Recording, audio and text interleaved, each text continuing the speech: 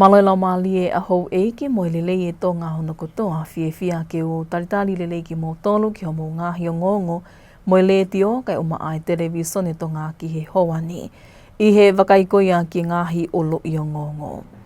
Folafola ene awhio i ene whefolafolai me Palestinio siaina ene lika ke toi whalahi e ngahi whenua aki i he wā o Tongani mo siaina. Mālolo e matapu le ta o tolungo fulu māua mi haa teiho tuku aki i ki hono tā i hatalawau ta o hongo fulu mā fitu. Pea i kona ane awhi matapu le tonga no fo ausi te lelia i loa ko hawea no fitu ono e whao video TikTok o e tau i e whiau hi whakatau i TikTok i ausi te lelia. O kuta iepe ngā hitala noa kehe na iange pehe i tau wakai ki ngā ngongo mi he malae o sipoti kai o maa to o ngā koia o i ea. Ko e wakailewa e ni ki he whakai ki iki, ko au Liliani Porutele.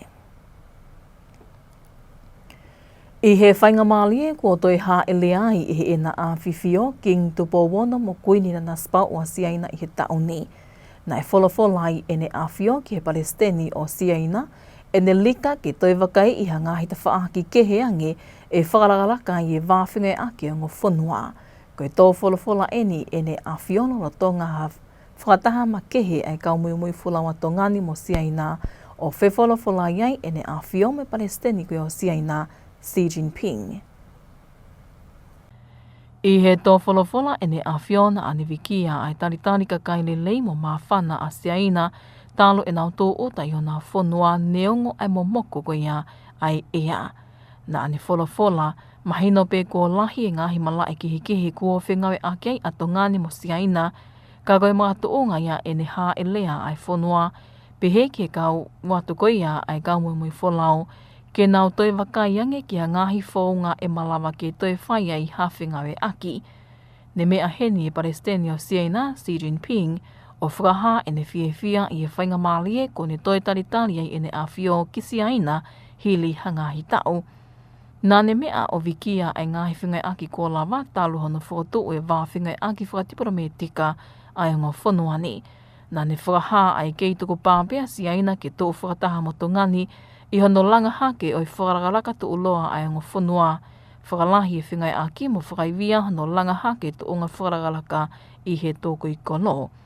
I he ngongo tuku ato mei ofisi palasi na e taritari e na a whiwhio i Beijing e he Palestini o siaina mohono waifi Peng Liwan aki ai whakaranglangi ma kehe koe Guard of Honour o ka watu ki ai e kau soti a toko lahi. I he tō ota peha e le i e senta whakatahaanga whakawhunua maalunga o siaina, ne tō mua whakaranglangi a kia a hana tō mua whana o ngahi mea whana whakawhunua e wo fulu mātaha koe whakailonga o i whakapa-apa mohono taritari lelei e nā āwhiwhio. Na iwi heni he ka wifi whakakautawa siaina ai whasi whawhunua a Tonga, pehe ki hona whunua ki muaia pia hā ele ene a whio, whakataha mai Palestini koe konga e ngai whakaranglangi mā olunga whakakautau o a whio tono ki he kausotia. Lola tonga e nina e whamo oni heni ngahi alea pau whi mahino aki e hiwa i e wahaa o e puleanga Tonga mo e puleanga siaina o a whio tonu ene a whio mo Palestini Xi Jinping ki hono whamo oni. Koe ngahi alea pauni o kwhātau mua ke toi ngā unua i pe ki mua ai wāwhinga aki wāofi a ngō whanua i ta whaaki o to koni whawhare mahaki. A ko, whi whakatau aki, langa wharagaraka whaekonomika, wā whakakakai mo e ngawe aki o e mawanga iwi maa. Nai whakamo oni ki ngahi alea pauni e minista mo ui whakatai mito ke tā ana a kau ola, ai ana e kau i he kau Moimoi wholau i he hā ele a ena a whiwhio ki siaina mo e ampastoa a Tonga ki siaina tu aika o ta atu. Lora tonga nene toi hā ele a heni e ena a whiwhio e mi siu me pāti kominiusi a siaina, o a whio tonu ai ke ngahi whaari ali o kutauhi e mi siu me koe historia mo whakaralaka e whanua, o ka matape mi he ngahi longoa a mo e tau i he kohili o a o mai ke to o ngā maalunga mo tō mālie ko nau iai. Ke he neau whangatuku aki e na a ahi koeni ke mi siu me ha whawhetongi me a ofa. Kua le konti he poto ngau e polisie mo ui matapu le ta o tolungo fulu maua mi haa teiho ke mole tukua ki iki hono tā. O ku tauhi ai i lolo Tongani he malumalu e kau polisie tala wauta o hongo fulu maa fitu o whakailo ki e hia whakapō. I whakamatala i potu ngā aue pe tokoni komisiona polisi te vita vai lea na ane pehe ko e kawi ngani ne li pōti atu ki he waa whakatotolo e potu ngā aue polisi he pongponga ne a whi mei he potu ngā aue mo ui o makatunga mi hono mahaloi ko ene mālolo mi hono tā ke hike ngahi lawea ko ene hoko ki hono sino.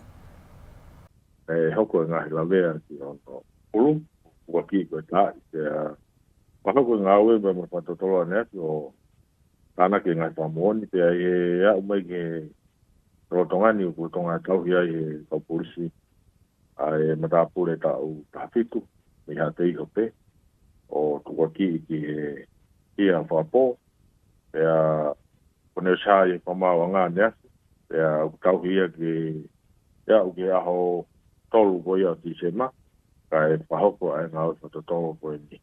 Whamoni tāna ke kau polisi, pia e ne whelawe i te moe o kaholo. Ai hoko ai tā ko ni o kuatonga mohe ai te kia. Neongo e ni ka aku kei hoko atu e whakatotolo e kau polisi ki whapapau i ātakai o e mea tatonu nei hoko. I e mahino ne maokawa mālohi e pekia mo e whakailoa i e ngahi hoa ki mua o au mai koe ki hengihengi ane a whi. Ke whekumi pē na iai hani ihi kehe ne toi ilo pe kaunga ki he whatuta maki kuni pe ikai. E whai mo sula ki e sino he pekia ke whapapau i e makatuunga to tonu ne mālolo.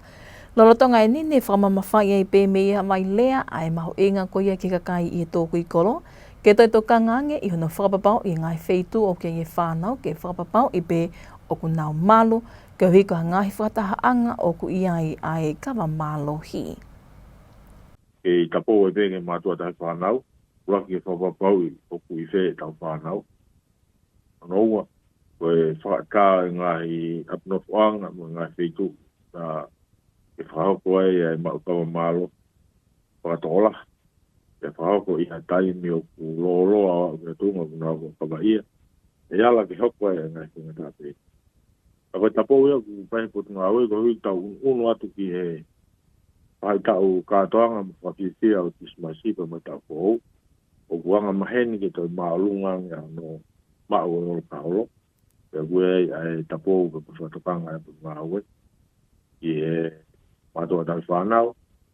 Kau maa kau sakolo, kau pulwhawa.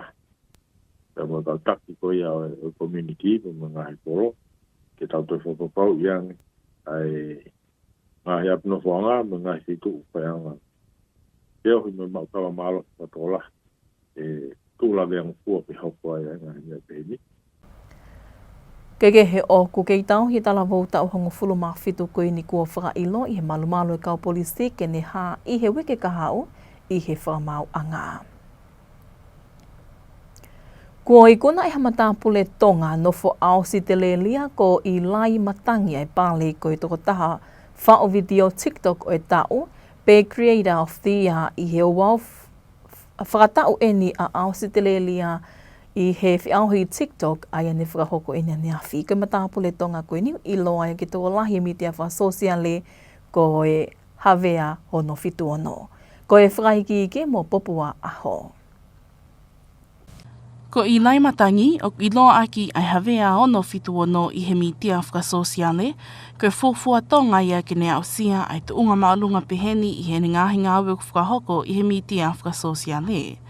O whakailonga i mai kehe ai i he pale Creator of the Year ai au whiri he kakai, ai ngahi ne nei ko ia ko whakahoko i matangi i he mitia whakasosiale o kāwai i ngahi video o hoko ko whakawhiawhia ma ai kakai te kolahi o knau Moimoi i he ngahi pesi hawea ono fitu ono i he mitia whakasosiale.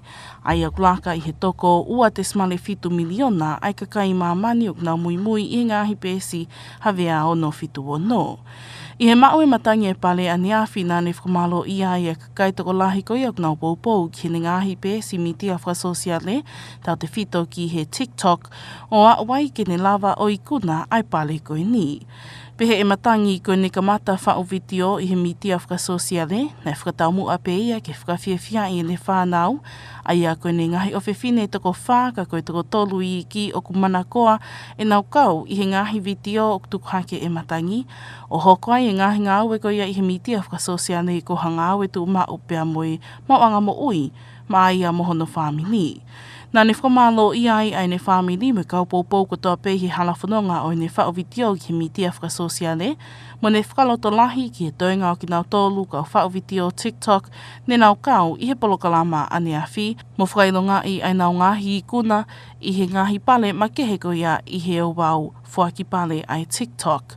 Ko I kuna koe ni matangi e pale o toko taha whao TikTok o I tau, nei whakotu uai e le koti I he toko lahi ko ia e kakai ne nau kau atu ki he whiri o I tau ni ki he whiri ko ia ngahi pale TikTok o I tau wawhi o wani mā, aia koe whiri e ono, poi ni whamini ona whakakatoa, nei mau, aia koe mei ke riunga uai ni o whiri nei whakahoko I he tau ko o si, aia I he whaki pale ai TikTok I he tau ko o si, nei I kunai ai matangi ai pale koe toko taha whao TikTok whakaoli o I tau, pe koe Comedy Creator of the Year.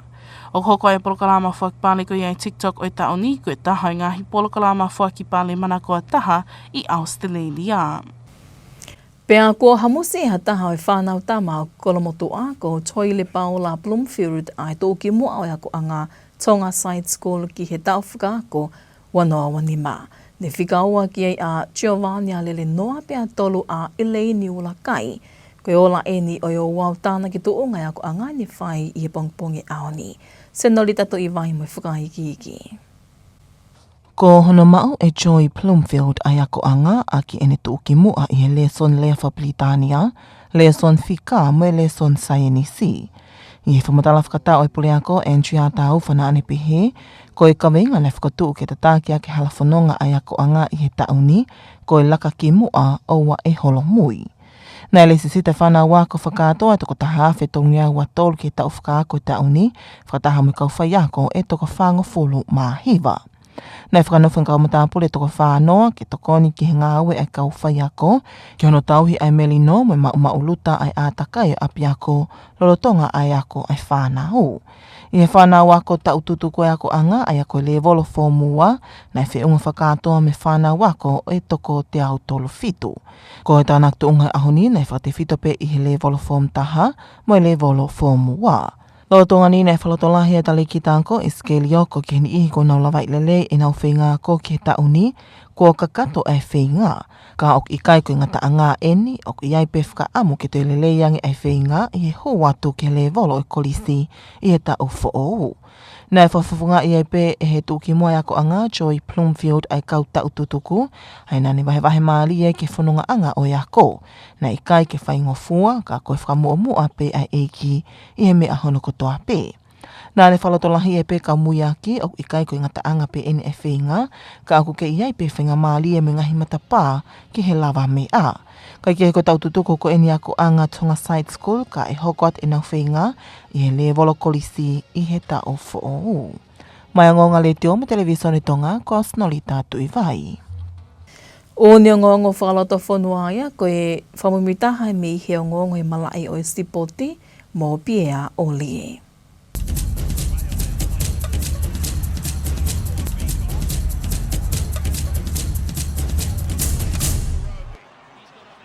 Malamoe toki whilonga ki koe wakain ki malai o e sipoti. Nā e maru I lelei he timi e Maris ai kalauni o e whiaui koia ki heipo e lawenga maari e, a koe haroro tonga whoki e whiaui. Hiri anō tau whare e lia hauna Old Boys e whaawa e whiauhini I whaasinga e wike. Koe hiri e whakene hana o whapapau I bia me he komiti whiauhi po lawenga maari e, ki a ngonga e whare ni he pongpongi a hauni. Wharatau ki a ngonga tuku mai me komiti na I kone Maris e whainwalahi o aho, a ke kai koe wanima ke tāwalo ai lia hauna Old Boys. Kai rotonga ni o koe li liu ki he taim te pire wa inga o wikeni, pe koe takai hono wai he mahino o koe kai ke lava wholau mai a timi whatahataha koe lolo halai walu. I hene pehe e taunga sete Maris mo e Homa Tigers, kai taulahi lewa e hauro rotonga e wahenga Tongatapu ha te Spartans, pea mo e haasini Roosters ki pa ke te whaiwa. Kai ke koe kai ke sola kalampu Maris I he whiauhini, ai e whoki koe hau rorotonga I e whiauhi, Kai pe foki ki he ipu ko i Crusaders of Christ. Pe i he tau ni rewa, ku hiki haka e pare, ki he paanga e ono mano ni mawhe pare uruaki, kai paanga e whamano ni mawhe ai pare ko ia ki vesi lau loto.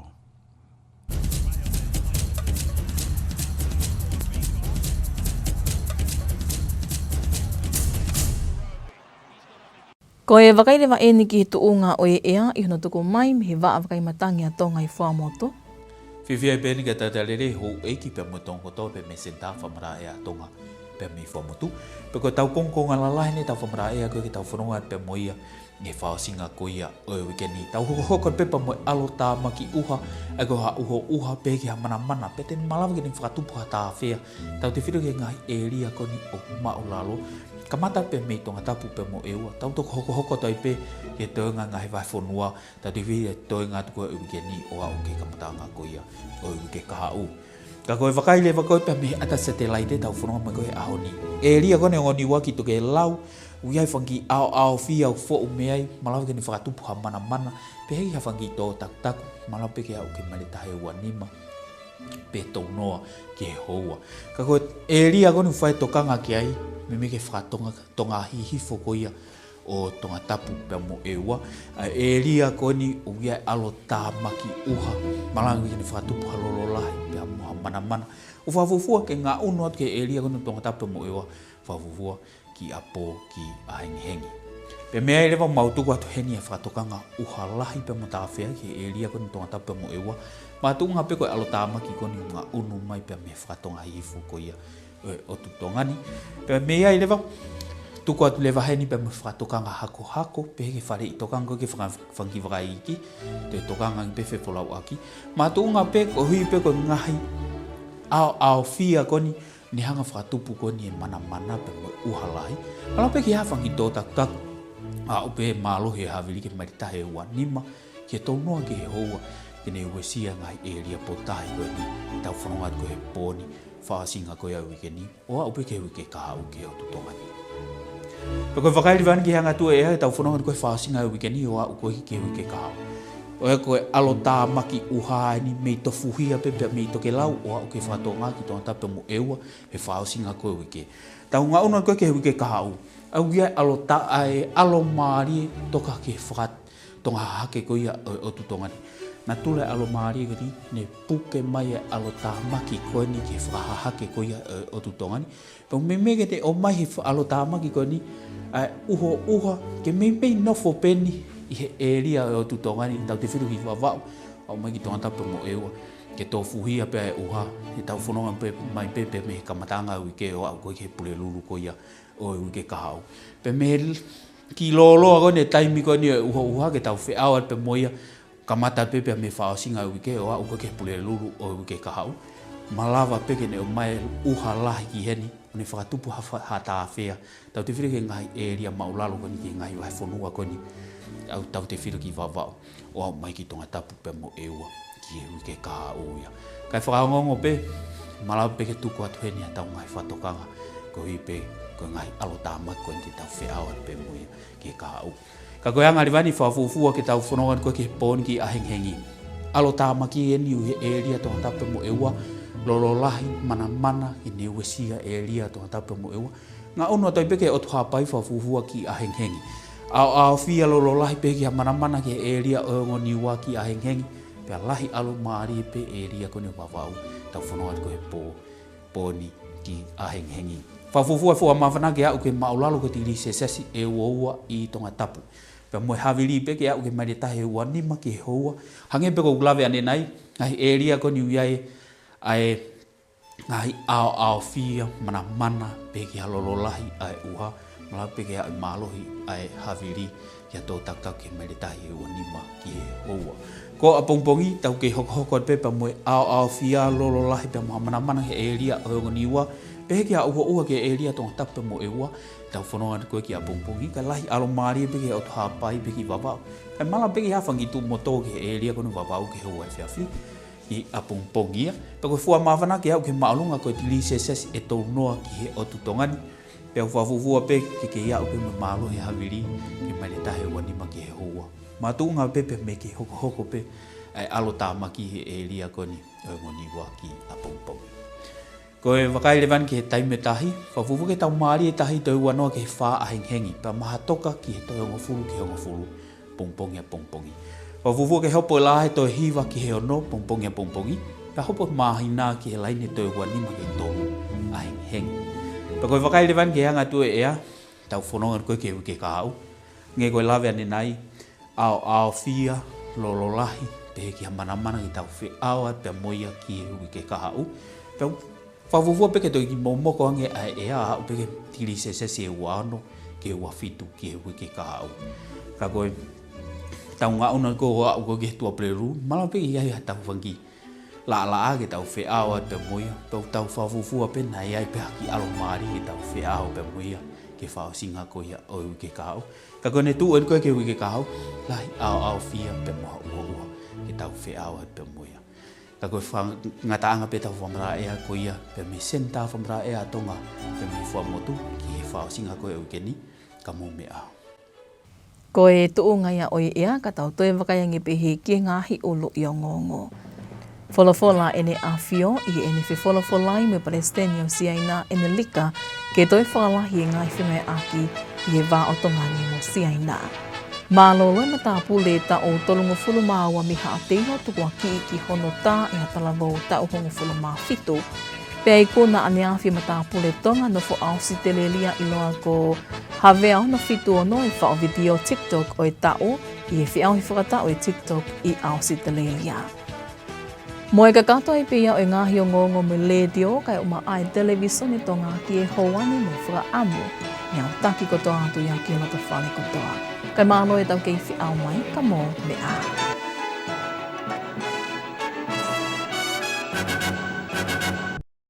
Good evening and welcome to your English news package with radio and television Tonga News for tonight. Making headlines, new agreements between China and Tonga signed while their majesties were in China on a state visit. Tongan social media star Javier676 crowned TikTok Creator of the Year at TikTok Australia's annual awards ceremony. And 17-year-old youth in custody as police investigate the death of a 32-year-old man from Ha'apeho. We'll have these and more stories coming up later on in this bulletin, as well as the latest in sports and the weather update to wrap up this hour's news package. Now for the news in detail, I am Popua Aho. During their Majesty's visit with Chinese President Xi Jinping, both parties acknowledged the years of partnership between the two countries and the hope for continued collaboration in the future. His Majesty King Tupou VI expressed his appreciation for the invitation by President Xi and the Chinese government. President Xi welcomed their Majesties, saying since establishing diplomatic ties, the two sides have consistently demonstrated mutual respect and equality. He acknowledged the two countries have been supportive partnership on issues concerning their respective core interests and major concerns that carried out fruitful practical cooperation, thereby setting a model of friendly cooperation between countries with difference in sizes social systems. He reaffirmed that China is willing to stand firmly with Tonga to carry forward their traditional friendship, enhance solidarity and cooperation, and further enhance bilateral relations by promoting the building of a community with a shared future for mankind. Information from the Palace Office states their Majesties were welcomed at the Great Hall of the People with a 21-gun salute and a guard of honor that was inspected by His Majesty before proceeding to the formal meeting between their Majesties and President Xi. Their Majesties and President Xi then presided over the signing of 9 Memorandum of Understanding agreements between the Government of Tonga and the Government of the People's Republic of China, signed by the Caretaker Minister of Health, Dr. Ana Akawola, and Tongan Ambassador to China, Tauaika Utaatu. These MOU agreements are to further improve the close bilateral ties between the two nations in terms of medical assistance, education, trade, economic development, people-to-people's relations, and green power. As part of this state visit, Their Majesties also visited the Museum of the Communist Party of China and toured the museum exhibitions displaying the development of China from revolution and war to modernization and prosperity. Speaking for Radio and Television Tonga News, I'm Agnes Wambo.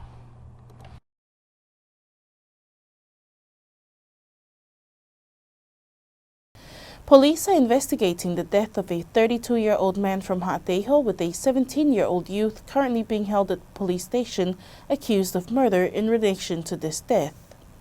According to the Deputy Police Commissioner Devita Vailea, the matter was reported to police by the Ministry of Health due to suspicions raised by medical staff at Viola Hospital based on the injuries the deceased had sustained when he was brought into the hospital. Police are investigating reports that both the deceased and the accused had been consuming alcohol together hours before the death occurred yesterday morning in order to determine whether anyone else may have been involved or connected to the tragic incident.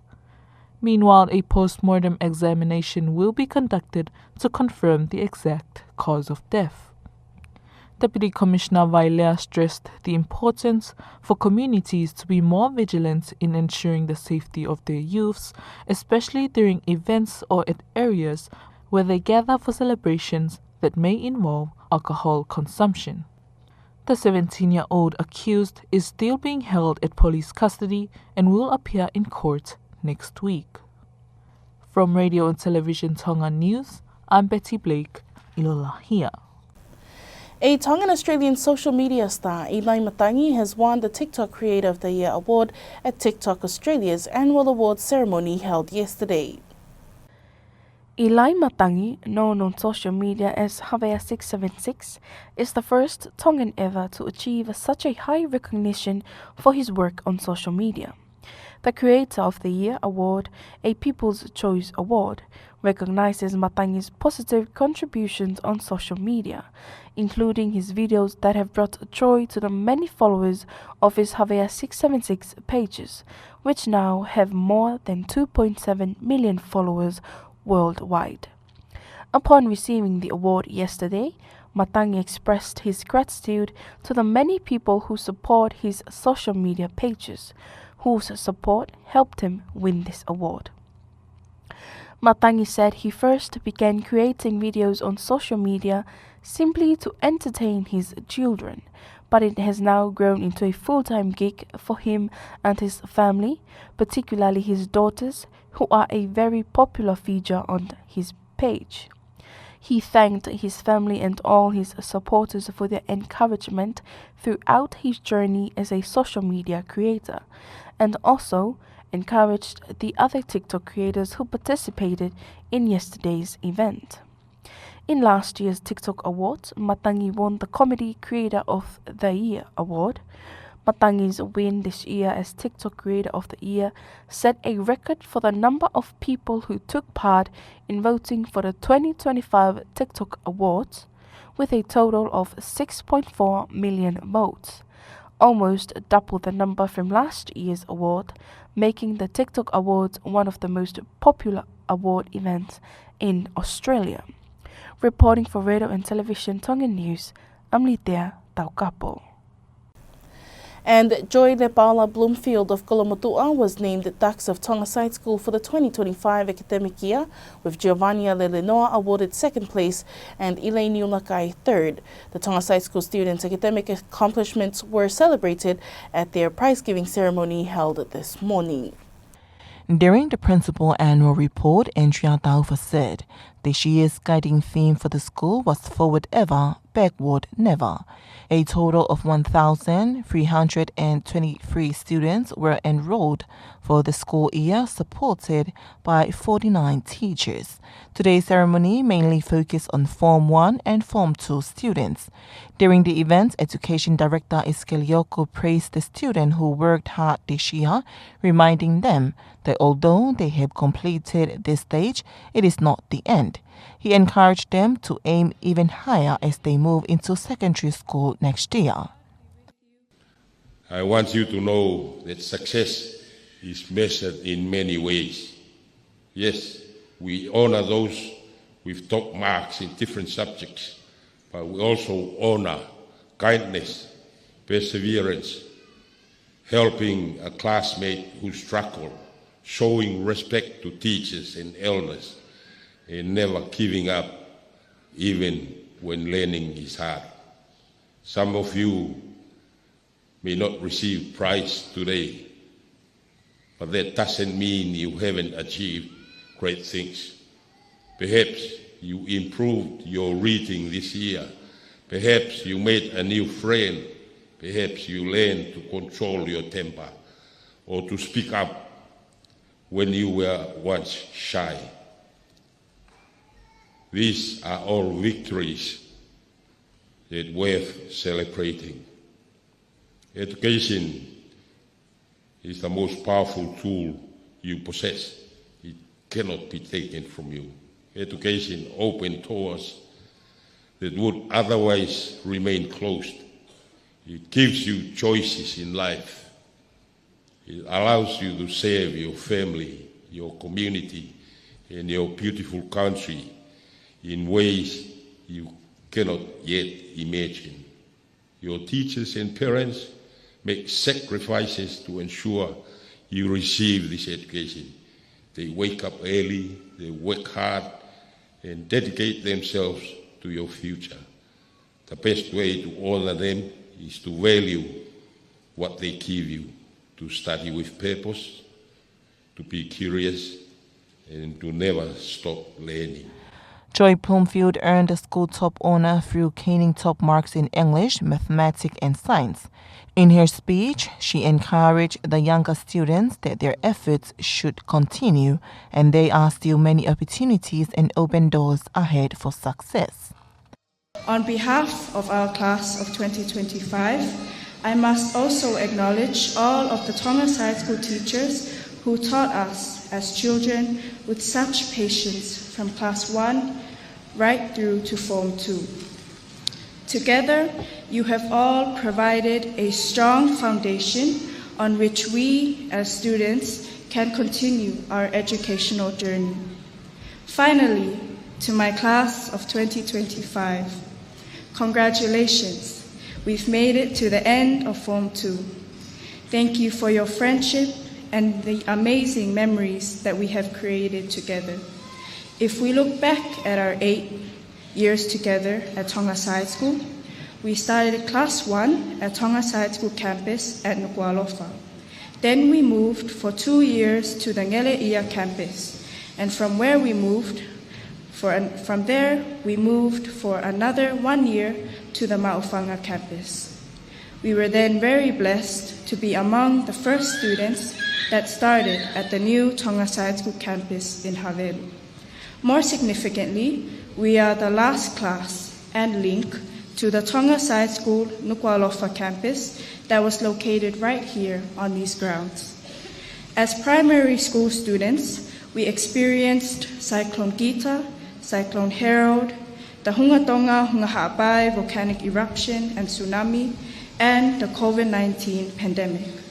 These events have given us real and first-hand experience of the impacts of climate change, pandemics, and natural disasters. I know we won't forget how frightening the volcanic eruptions were and how we had to study by listening to the radio during the COVID-19 lockdowns. I remember how difficult it was to study by radio. Class of 2025, whatever challenges we may face in the future, let us remember that we are resilient, we are strong, and we will walk with confidence because God is with us. This marks the end of the school year for Tonga Side School, and the students will continue their efforts as they enter college level in the upcoming year. Reporting for Radio and Television Tonga News, Samsa Norita to Ivai. That was the latest from the local scene. Up next, we'll join Pia Olia for the latest in sports.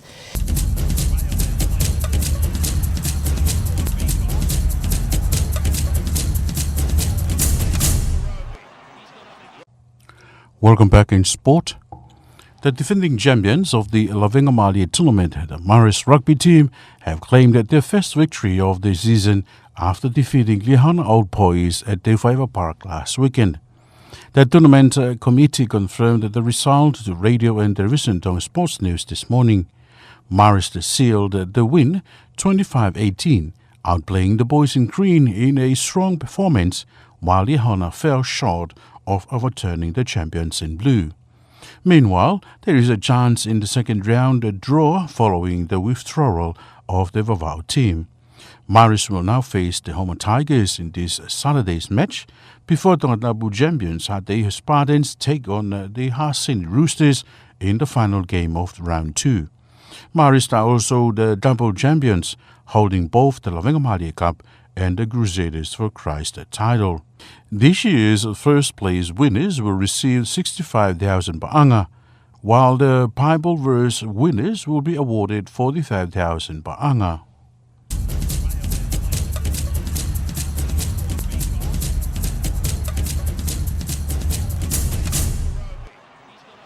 That was Pia Olia with the sports news. Now taking a look at the latest weather updates. Hello again and good evening from the Tonga Met. Today is our main story for the weekend. There will be expected some stormy weather, rain with thunderstorms activities that may lead to flash flood, especially for the low-lying areas starting from Tongatapu and Ewa.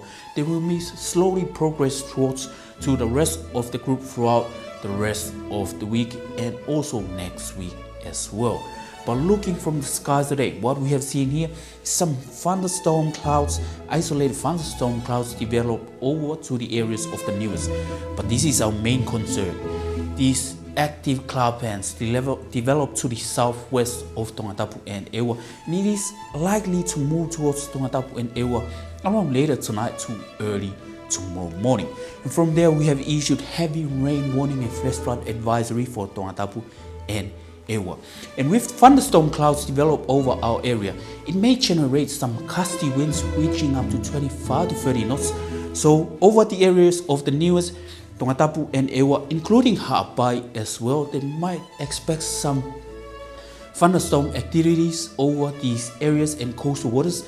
So strong wind warning are expected over these waters with some gusty winds reaching up to 25 to 30 knots, and small boat owners are recommended to remain alert if you are planning to sail out to the sea during this period of time, particularly throughout this weekend and also next week as well. But we'll talk more about that in the next few slides from now. But looking across the region throughout the weekend up until Wednesday of next week, we got high pressure to the south of Tonga. Make sure these active clouds persist over our area throughout the weekend, but it is moved further towards to the southeast of Tonga. So this high pressure to the southeast of Tonga, just make sure these cloud bands to the east of the group continue to feed in more rain towards to our area, particularly to the central part, which includes Vava'o down to the southern groups, Tongatapu and Ewa.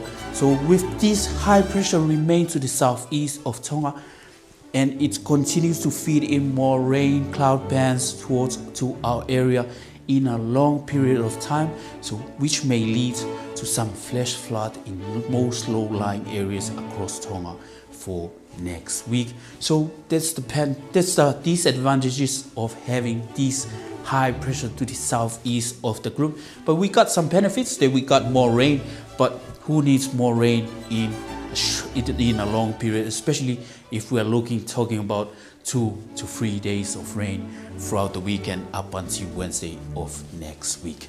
But as we zoom in towards Tonga overnight, we got some possible heavy falls and thunderstorm activities over the areas of Tongatapu and Ewa, slowly move towards to the areas of Ha'apai groups early tomorrow morning, with some thunderstorm clouds develop over the areas of the newest as well around early tomorrow morning.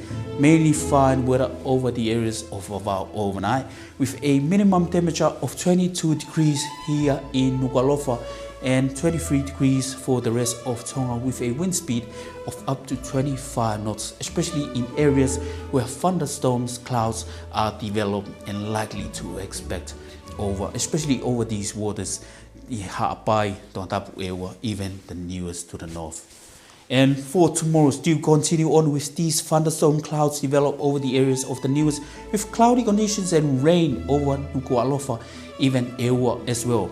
Mainly fine over Vava'u and Hapai, but we expect some afternoon showers over the areas of Vava'u for tomorrow, and the temperature is likely to reach to a maximum of 30 degrees in most island groups of Tonga, with a wind speed still reaching up to 25 knots, especially over the areas of the Niuas. And tide prediction for Tonga will be expecting high tide at around 3:40 early tomorrow morning. Low tide to be around 10 minutes to 10 tomorrow morning as well. But sunrise to be around 9 minutes to 6 tomorrow morning. Moonrise to be around 25 minutes to 3 early tomorrow morning. And here's the outlook for Nuku'alofa for next week. Mostly cloudy, rain, heavy falls, even thunderstorms in most days, particularly around Sunday up until Tuesday of next week. We'll start to see some periods of fine weather on Thursday, but we are hoping for more sunny weather for next weekend. But the benefits of having more rain and cloudy conditions for next week, we got some cooler temperature reaching up to 26 to 27 degrees Celsius here in Nuku'alofa, and we expect more indoor activities for next week here in Nuku'alofa. And that is our latest for the update from the Tonga Mets for the weekend. Hope you enjoy your weekend and see you all again next week. Have a good night. Thank you to Gary and the team at the Tonga Met Service for that latest weather update. That wraps up this hour's news package with radio and television Tonga News. But before we part, here's a final look at tonight's top stories. New agreements between China and Tonga signed while their majesties were in China on a state visit. Tongan social media star Javier676 crowned TikTok Creator of the Year at TikTok Australia's annual award ceremony. And 17-year-old youth in custody as police investigate the death of a 32-year-old man from Ha'ateiho. And that was the news with radio and television Tonga News for tonight. Thank you for joining us. Have a good evening.